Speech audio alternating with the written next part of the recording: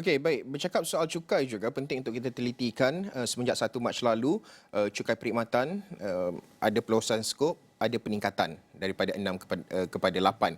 Jadi untuk kita memahami dari segi pertamanya dari segi mungkin kesan berantai serta dari segi cycle bagaimana pelaksanaan cukai ini yang mungkin akan memberi impak bukan sahaja pada bulan Mac ini tetapi mungkin kenaikan itu akan memberi impak pada bulan April dan juga akan datang. Tinesh Khanna, pengarah eksekutif Tratex bersama dengan saya di studio pada kali ini. Tinesh, mungkin boleh Tinesh jelaskan, difahamkan cukai perkhidmatan itu difahamkan mungkin ada dari segi mungkin kelonggaran sedikit lewat. Maksudnya mungkin pada ketika ini pengguna tidak begitu terasa dari segi 8% itu. Mungkin Tinesh boleh fahamkan situasi tersebut. Okay, thank you Syarif. Bila kita adjust cukai perkhidmatan ni pada undang-undang berkuat kuasa 26 Februari atau 1 Mac. Ya. Dia ada dua aspek. Satu tu peningkatan daripada 6 kepada 8% pada perkhidmatan tertentu. Yang tu adalah berkuat kuasa dari 1 Mac. Sudah pun berkuat kuasa secara sepenuhnya lah, boleh kata. Untuk peluasan skop di mana cukai perkhidmatan dikenakan ke atas perkhidmatan baru, ada 4 perkhidmatan baru, iaitu logistik, repair maintenance, penyelenggaraan,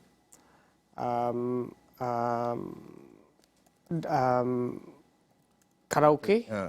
Karaoke. Dan so untuk perluasan skop ni, ada sesetengah bisnes, contohnya yang buat repair maintenance, yang dia charge sejak 1 Mac.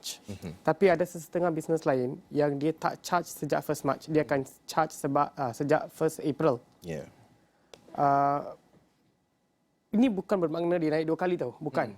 Kalau perniagaan tu sudah pun mengenakan cukai perkhidmatan atas perkhidmatan tersebut bermula 1 Mac, dia tak akan naik lagi pada 1 April. Okay. Cuma kalau ada beberapa industri player yang provide industri yang servis yang sama, kemungkinan sesetengah mengenakan berkuat kuasa 1 Mac, sesetengah lain berkuat kuasa 1 April. Okay. Sebabnya adalah satu sebab teknikal. Dalam Akta Cukai Perkhidmatan, dia memberi tempoh 1 bulan untuk pendaftaran dan preparation or readiness untuk bisnes-bisnes yang belum lagi berdaftar untuk cukai perkhidmatan. So itu je bezanya, bukan dia cukai 2 kali, dia just timing dia berkuat kuasa berlainan sedikit untuk bisnes yang sedia daftar dengan cukai perkhidmatan dan bisnes yang baru nak laksana. Jadi ini bermakna lebih kepada kelonggaran dan juga ruang untuk adjustment, boleh dikatakan begitu? Ya, menurut peruntukan yang selalunya sedia ada dalam Akta Cukai Perkhidmatan. Tinesh, bagaimana pula kita nak melihat dari segi pengecualian cukai ini? Kerana ini juga penting, kerana kalau kita bercakap soal cukai ini, tak ramai orang suka mendengar cerita berkenaan dengan cukai. Tetapi bila orang cakap pengecualian cukai, mungkin ada macam, a bit excitement lah. Macam, okey, apa bentuk pengecualian cukai itu? Tinesh. Okay, I think bila kita ada session sebelum ni, I think 1 month ago, kita bercakap tentang, kita bincang tentang impak yang di-create daripada sektor logistik. Betul. Di mana dia boleh impact something yang kita beli dari off the shelf dekat supermarket pun. So ada juga sejak session tu banyak perbincangan tentang cascading effect, di mana sektor logistik mungkin ada banyak interrelated charges. So dia 6 plus 6 plus 6 jadi 18 ke 24, ada discussion sebegitu. Untuk mengelakkan isu-isu sebegitu, baru-baru ni MOF telah mengeluarkan siaran media mengatakan skop B2P exemption untuk sektor logistik akan diperluaskan. Mungkin orang rasa ini mungkin efek sektor logistik saja. Tak. Sebab bila efek cascading eliminated dalam sektor logistik, dia akan membawa manfaat kepada cost of living dan harga barang-barang yang kita beli secara harian. Tinesh, kalau kita bercakap soal, tadi kita bercerita mungkin syarikat ataupun yang telah pun bersedia, yang dah ada mengenakan charge perkhidmatan itu satu. Dan juga syarikat yang baru nak mula melaksanakan. Okey. dalam tempoh sebulan ataupun hari ini 26 hari bulan daripada 1 Mac hingga 26 hari bulan, dan kerajaan custom dah umumkan perkara ini lebih awal, tapi dari segi persediaan, mungkin dari segi pemerhatian, your observation sendiri dari segi kesediaan dan juga terutama di peringkat perniagaan ini, adakah mereka masih lagi in the stage of baru nak faham, nak memahami dari segi pelaksanaan, terutama yang baru nak melaksanakan, ataupun tengah adjust, menyesuaikan diri untuk pelaksanaan cukai perkhidmatan ini? Saya rasa banyak dah pengalaman sendiri saya, banyak dah ada preparation, readiness dah ada, banyak pun dah register dengan custom untuk cukai perkhidmatan. Sistem pendaftaran pun quite friendly jugalah. Kalau apply, ada yang kata dah 2-3 jam dah dapat approval pun ada. Selalunya saya kata budget at least 1 or 2 days, tapi ada juga yang kata 2-3 jam pun dah dapat approval. Cuma dari segi sistem readiness kena ada communication dengan customer. They all I think by now mostly either ready or in the process. In the process. Itu pengalaman sendiri saya lah. Berdasarkan pengalaman dan juga observation you. Okey, Tinesh, antara lagi satu adalah tadi you ada menyebut berkenaan dengan communication with customer, tetapi dari segi pelaksanaan cukai ini penting juga communication between the government, customs yang implement cukai itu, kepada pihak peniaga serta kepada rakyat. Bagaimana Tinesh melihat dari segi mungkin berlaku ada jurang komunikasi, kerana sampai satu tahap waktu pelaksanaan 1 Mac hari itu ada yang upload harga lama dan juga dia dah jadi +8. Sepatutnya dia sebagai contoh perkhidmatan itu pernah, maksudnya mengenakan cukai 6, sepatutnya dia jadi +2, dia jadi 8. Tetapi dia dah jadi +8 dekat situ. Seolah-olah perniagaan ada yang kurang faham ataupun yang kurang jelas, ataupun ada masalah gap dari segi komunikasi ke? Bagaimana Tinesh melihat kepada perkara ini? Tak, bagi saya yang 6 to 8% tu memang dia quite clear lah. Dia dah sedia ada, dia dah announce tadi bulan Oktober pun. Dan peruntukan untuk perubahan ini pun dari segi konsep dah sedia ada dalam peraturan cukai perkhidmatan. Cuma untuk 4 cukai perkhidmatan baru tu yang mention tadi, logistik, repair maintenance dengan brokerage and underwriting and brokerage dan karaoke ni, walaupun kebanyakan dah diumumkan awal, dia punya skop dan sebagainya memang diambil masa lama sikit untuk prepare lah. Sebab tu kita pun ada 1 month tu untuk perluasan skop untuk perkhidmatan baru, sebab dia need more time to prepare. Betul. Tapi dari segi 6 to 8% tu, yang tu dah bagi I lah, dah clear. Macam quite clear from day one.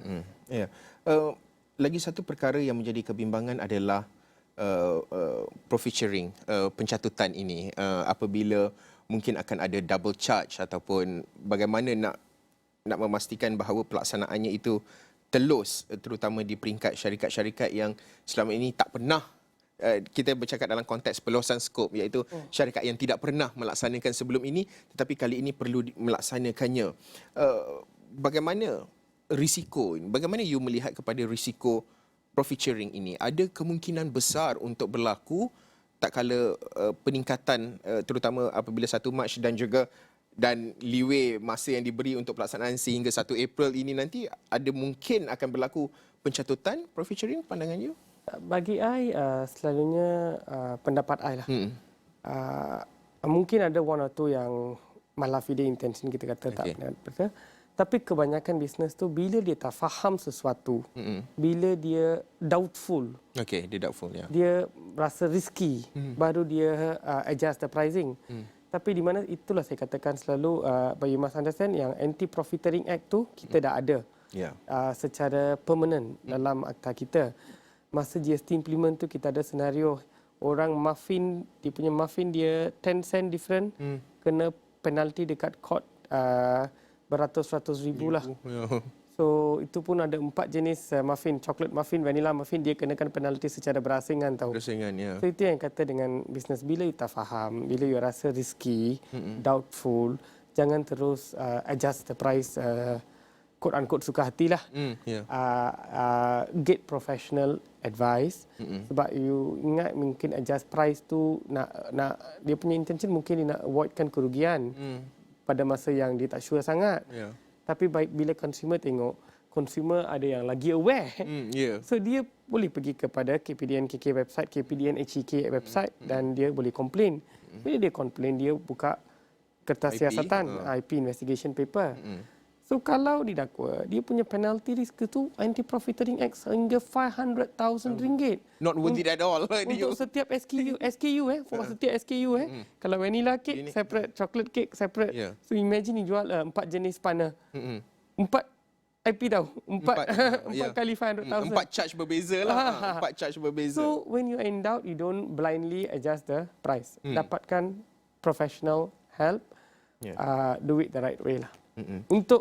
Untuk manfaatkan both business dan consumer. Bercakap itu dari segi pendidikan, literasi dalam kalangan peniaga itu cukup penting sekali, terutama dari segi nak menaikkan harga dan dari segi nak mengenakan cukai, adjustment dan sebagainya. Okey. Lagi satu perkara adalah cukai-cukai yang lain HVGT. Kita ramai sebenarnya orang rakyat Malaysia terutama pada tahun ini tertanya-tanya, terutamanya kita dah menyaksikan cukai perkhidmatan itu naik di situ dan kerajaan bercadang nak laksana LVG, low value goods, cukai barangan bernilai rendah, cukai barangan bernilai tinggi HVGT, cukai keuntungan modal. Macam banyak juga cukai ni yang nak perlu rakyat faham. Bagaimana Tinesh melihat pada ketika ini terutama dari segi pelaksanaan cukai, penjelasan dan juga bagaimana kerajaan memahamkan rakyat dari segi cukai-cukai yang lain ini yang mungkin akan dilaksanakan soon, maksudnya berdasarkan tarikh-tarikh yang dirancangkan kerajaan. Bagaimana Tinesh melihat? I think ini soalan yang bagus sangat. Cuma nak kata don't paint everything with the same brush lah. Semua cukai ini bersifat berlainan. Kalau kita tengok cukai perkhidmatan yang kita bincang tadi itu, dia kemungkinan yang ada impak yang paling besar lah. Yang untuk widespread kita kata. The correct word is widespread impact kepada population. Itu pun untuk mengurangkan impact dia ada juga yang certain yang di retain 6%, contohnya F&B dan sebagainya. Tapi kalau kita tengok skop dia, yang cukai perkhidmatan mungkin ada yang the most widespread impact. Kalau kita tengok CGT, cukai keuntungan, capital gain tax. Capital gain tax, yang tu pun ada tambah baik dekat parlimen semalam. Ada bil untuk undang-undang untuk tambah baik.